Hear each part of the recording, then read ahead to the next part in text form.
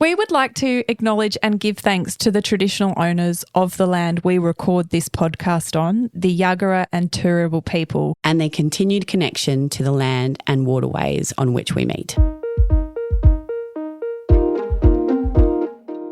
Hello and welcome to Sportish, where we look at life through the lens of sport. My name is Libby Trickett. And I am Georgie Trickett. Georgina Trickett. Full names today. I love it. It's a formal episode today. What's your middle name? Georgina? I don't have one. I was not given one. Oh, you're one of those people. I don't know if they thought Georgina was just such a long name that it didn't It was just so beautiful as a standalone, I think. Yeah. That's probably what your parents went with. So formal. I always feel like anyone who uses it doesn't feel very comfortable with me. Or they're angry at you. Or they're angry at me. And neither make me feel good. The more it gets shortened, the more I'm like, they're so comfortable now. Yeah, let's like talk. Tell me all your secrets. Tell me everything. Lisbeth, there's quite a bit going on in the world of sport this week, and particularly the world of women's sport. We've been pinging. Like, I've been sending you just nonstop memes and stories and all sorts of things this week, which is, not unlike me, but I feel like it's been at a rate of knots this week. It's been high. The traffic has been a lot. I'm like, okay, I get it. You're back. That's enough. I'm so excited that you're back, but honestly, calm down. And you called me a couple of days ago and said, do you know what's happening with this whole TikTok channel that Sky News, or Sky Sport, I should say, have put out there? And I said, yes, I do. And you're like, we need to talk about it. This has been such a fascinating story to me.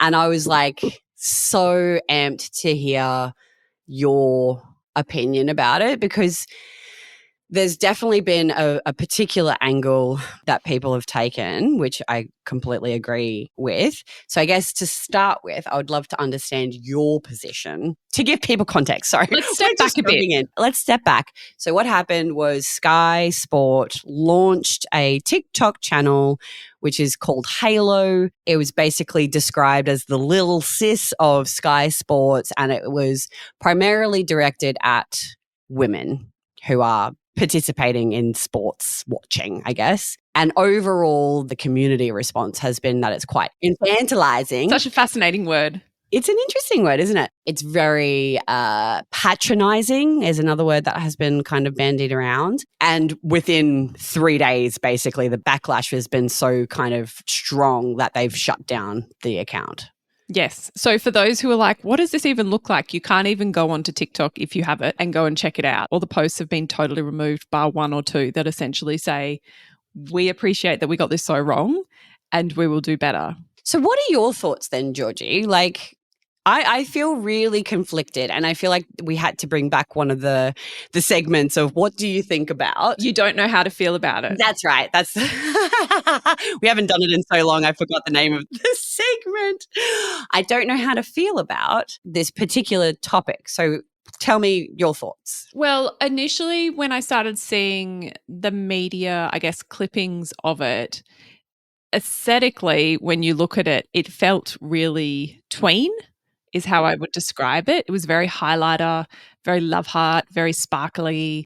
And I sort of looked at it and went, that doesn't resonate with me. But I was also really conscious that I wasn't necessarily the age demographic that they were going for. Being on a TikTok platform that immediately puts you in a certain demographic. For example, Libby, you and I are not on TikTok and have no interest. We are not on the TikTok. We are not there. I would say there's not a huge proportion. There would be people within our demographic who are on TikTok, but it's not as prevalent. It's definitely in the next age groups, the many age groups that are below us.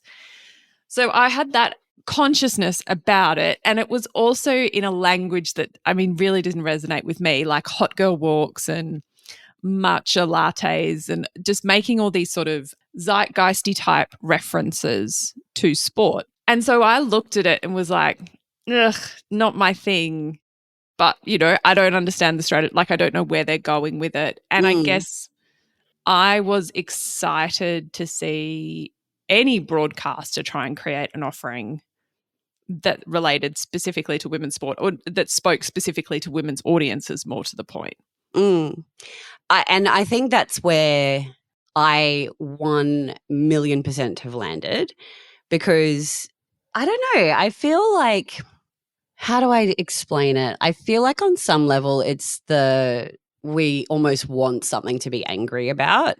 And Yes. There was a real backlash. yeah, and it's like, oh, how dare you? And I'm like, in some way, I know this isn't a conscious thing, so I don't think people are being mean or rude or anything, but almost policing then the way women will engage with sport.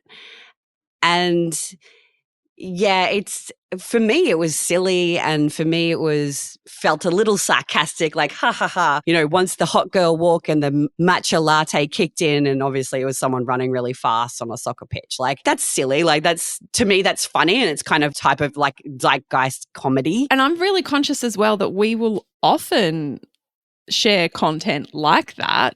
But this is the thing. So, like, for me, even though I'm not the demographic, I'm not on the TikTok. I'm an elder millennial who takes her TikTok from the Instagram. That's how I receive my information from the swamp that is the TikTok. But I don't know. I just felt, for someone who is so soft when it comes to being invested in sport, like, obviously I'm obsessed with swimming.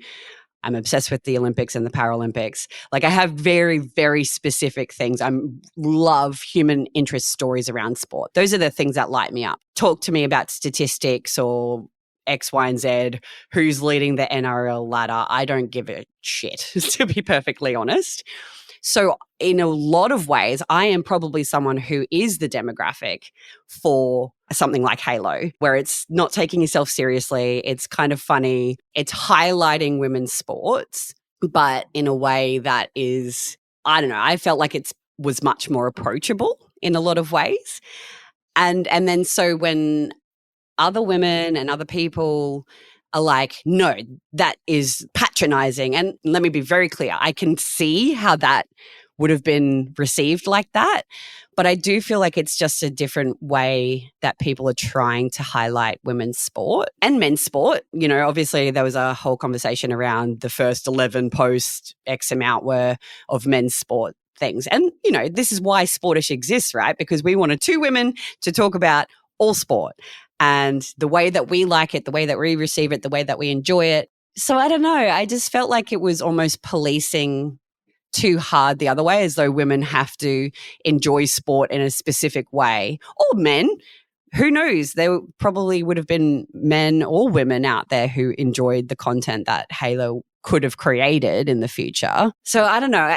In a lot of ways, I kind of feel disappointed that they weren't allowed the space to kind of find their feet, and instead it's just a cancellation. And then I feel like there's, you know, a missed opportunity in a different way for people to receive sport and their information about it. I don't think you're wrong. I think they set it off on the wrong path, or they set the wrong tone when they described it as the little sis. Oh, no. And don't get me wrong. Like, little sis is absolutely patronizing. I totally understand that. It's really sort of like it. I think it would have set a lot of people in that mindset of you're subjugating women's sport. Yes. And Correct. that, I think that tone, if that's the tone, if that's the ethos of the channel, that's a problem. I also think it was. But is it just language that's wrong? Do you know what I mean? Like, yeah, it's language. Yeah, but this is the thing. Like, is the intent wrong, or is it just the language that they use to communicate it? I think the language was wrong. I also think it's flawed to assume that the women's market is a homogenous market, that we all have the same understanding and expectation of sport. We are not. I totally agree. It's a complex market, and I think they've totally underestimated that within the women's demographic, you will have people who know more about sport than most men. They are everywhere and they are passionate, and they will tell you to rack off if you try and mansplain to them sport. And so there's that. I totally agree. And this is the interesting thing though, right? Because like, even the difference between you and me, like, you watch way more sport than I do. Like buckets more than I do. I dip in and I dip out for the major things. That's kind of and you go deep. You have like channels where you go very deep. But then I go deep, right? So you're kind of broad and, you kind of stay abreast of things across the seasons and stuff. Whereas I'm like, oh, is the netball final on now? Is that where we're at in the season kind of thing? But you're right. Like women will kind of take it in. So I guess when people that I love and respect are kind of like, well, this is just entirely patronizing. I'm like, but that's kind of how I receive and enjoy sport. And you feel minimized because of it. Yeah. And then I feel like I can't enjoy it that way. And I just don't think that's like, it's just a big fat mess. It's a big fat mess. Yeah, it is. And I'm not saying that Halo got it right at all. But, by the same token, I'm sure, one of the main photos was like photos of women athlete Barbies as Barbies. But they're amazing. But see, this is the thing. It's like, one of the like biggest perks as a woman would be potentially to be made into a Barbie. Like that would be so exciting to see yourself as a Barbie. But is that patronizing? Is that infantilizing? Like, well, and those Barbies are groundbreaking because they've been modified to be athletic figures. So the Alona Ma Barbie is an athletic figure. No, I totally agree. But it's a doll. Like, yeah, I don't know. Like, I don't know. I just think it's much more complicated than no, cancel it. It shouldn't have been done. That is patronizing and disrespectful. But also, I understand that I think the language was wrong. And I think, I just wish people had space. Like, go, okay, we got that wrong and we're really sorry. We've received that feedback. We're going to do a mixture of a bunch of things. Let's just try something out. Let's grow and evolve with what we want the audience to see. When broadcasters are setting up these sort of products and they want to put this sort of information out there, please just make sure you've got women in the room. And that's exactly the right point to finish on, Georgie, because were women in the room? Not only were they in the room, but were they empowered to be able to say, hey, that doesn't feel right? Or is it, that kind of group think? Yeah. Like, is it group think that they're all like, oh, this is a great idea, blah, rather than going, oh, little sis sounds a bit tacky. I think you're right. I think get women in the room, let people have the space to try these things because the women's market is broad and we need to speak to multiple types of women, not just the one. We did a little post last week because we went for a swim. We did an amazing thing. And you had said to me, I'm establishing some exercise habits. I'm going for a swim on Friday.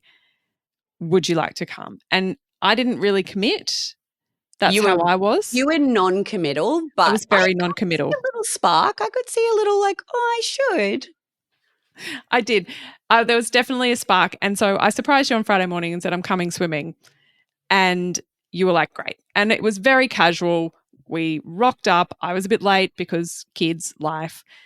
And we had the most glorious hour in a chlorinated pool that I have had.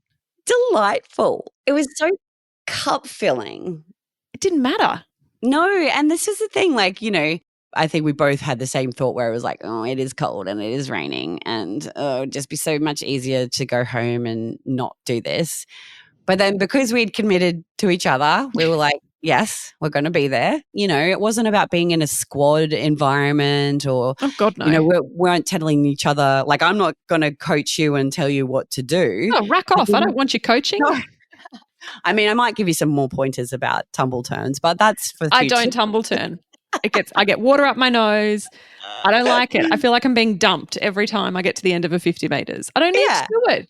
Because I'm 43. Honestly, you don't need to do it because you're 43 and you can choose not to. And that's totally I don't fine. turn. Yeah, correct. But it was so cup filling in that, I mean, it was the first time that I've been back in the water since having Archie, which was just so magical in of itself. But to be around other women, we had 2 other friends come along as well, and just to have that hour together, even though, when we weren't talking the whole time, we'd stop and have a chat and then we'd keep swimming and do our own laps and our own thing. It was just so, I don't know, life-giving. And I just think it's such a beautiful habit, I guess, because you do have to make it a habit. Like, you have to make a commitment to your friends. Otherwise it just falls by the wayside. It gets too hard. It gets too, busy. All of life is difficult. So, to have that, essentially an appointment And that's what we're making. We're making an appointment on Friday mornings to go for a swim. And it's not just us making an appointment. We've thrown it open. So for any of the sporties who are in Brisbane, if you'd like to join us on the 21st of November, look, great maths by us. We'll be at the Clem Jones pool. We'll just be there swimming laps. Come and join us. Come and say hi. Exactly. And you know what? I had been thinking about something like this. I reckon I've thought about something like this for like a couple of years. And I was always like, oh, I'm too shy. Can't do it. Like, I don't want to make a commitment that I can't keep. That makes me feel suffocated. But I threw it out to you last week. I'm like, we should just tell people about it. Like, let's just do it. And I was amazed at how immediately you were like, absolutely. I think that's an amazing idea, because it's just, again, it's that kind of, that spark that you need. And I was totally high on endorphins. Oh, exactly. I mean, exactly. I caught you at the right time. What else do you want me to do, Libby? You know, it's that feeling where you're like, oh, I'm committed to this thing. You know, like if you sign up for a squad or a PT session or whatever, you feel that commitment. But then you also have that feeling that it's no pressure. Like it's just a standing invitation, basically. So if you can make it, you can make it. And that's awesome. And we're going to be there somewhere between 8:30 and 9. You can get in before us. Please come say hi if you're, you know, hearing this and you've decided to come. We will not tell you what laps to swim. There'll be no sets. There is no program. I was never an athlete who could create programs or sets. So please do not look to me for a program or set. I will do the same thing every single Friday. I might extend it to 3, like, because I did 2K. I might eventually extend it up to 3K, but not for a few weeks. But otherwise, I will do the exact same thing every single week. So do not look to me for a session. But like just to be there with other people. Maybe this is the impetus to start back swimming if you've been out of the pool for a long time. Maybe you're injured and you can't do running or anything else anymore. I know one of our friends, that's the case. So swimming is again, swimming is just the perfect sport in so many ways because it's a really great rehab. It works every muscle in your body. It works your cardiovascular system. She's on a soapbox now. I am on my soapbox about swimming, but I just think we need to start the Sporty Swim Club, and there is absolutely no judgment. Come as you are. Find whatever togs you can find whatever goggles you can find. You don't even need a cap. If you have a cap, great. If you don't, no worries. And let's go have some fun, have some swimming laps.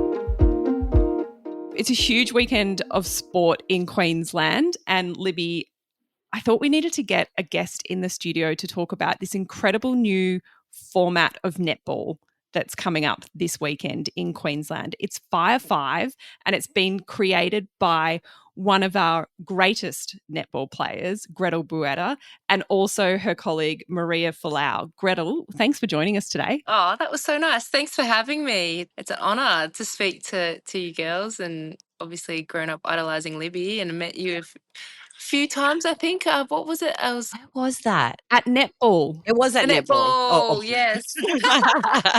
Because makes sense. Tracks. I have been coaching for a couple of years one of your little cousins. Oh, yes. Florence. Yes. Oh, awesome. Good old Flo. Flo's getting quite tall too, actually. And when she plays, can I say, Gretel, she looks like you in the making. Oh, it's quite really? Phenomenal to watch. Oh, well. I need to get to a game. That's awesome. I love hearing that. Special. So, Gretel, can you tell us about the Fire5 and what you wanted from, I guess, this format and why you created it?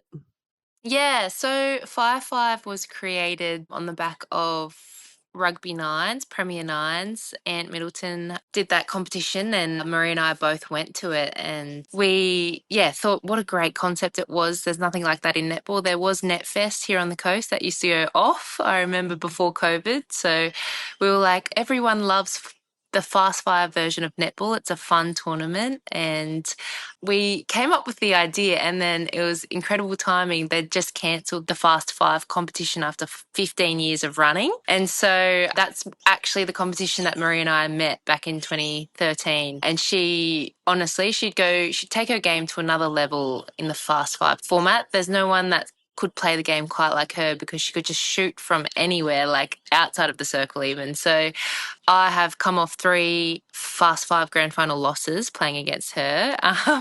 So Brutal. yeah, brutal. I'm still not over it. But yeah, when she approached me with this idea, I was like, yeah, let's do it. There's such a market for it. I think netball is so elite here in Australia in that only 50 of the top players get to play in the Suncorp Super Netball, and we want to keep girls in the game. We want to keep girls active. We want to keep girls having fun. And I was like, when I was 19, 20, trying to break into the Firebirds, I would have loved a competition like this. So we've never done a tournament before. We've never tried to create one. And on the 1st of July, we launched it, and we knew it would be hard work, and it has been, but it's been really fulfilling work and really exciting work. And we've had people that have backed us and come on board, and past teammates and players that have really helped us and supported us. So it's been a really exciting time, and hopefully, fingers crossed, this weekend goes really well. I love the idea of the format where you've got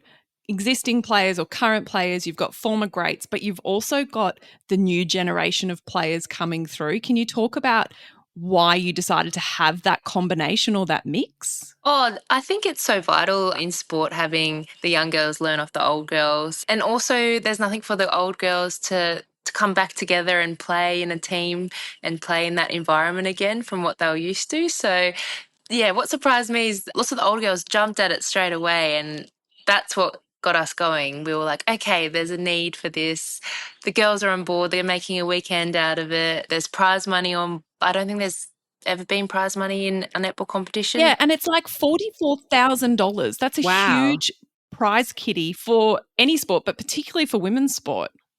Definitely. And we're hoping every year it can grow. We've already got 2 dates locked in for next year, which we haven't announced yet. But yeah, we're just hoping it can help girls pay for their fun weekend and some, and then who knows where it can go. But this is just the beginning, and the fun thing is we can make it whatever we like. I was like, why don't we have a sprint off when we put money on the line? And why don't we have a shoot off and put money on the line? Like, we can do whatever we like. We can have dance offs and give money. Like, we can make it whatever we want, and we just want to make it as fun and enjoyable as possible. We got Nike on board, and they're giving every player an umpire shoes, which is incredible too, and they're dressing us, and A2 Milk's come on board, Merlot. Yeah, it's been really exciting. It sounds like you've really found a gap in the market, and there was obviously a desire for that from, not just the old girls who are wanting to kind of, I guess, keep fit and stay engaged with the game, but also that younger generation coming through.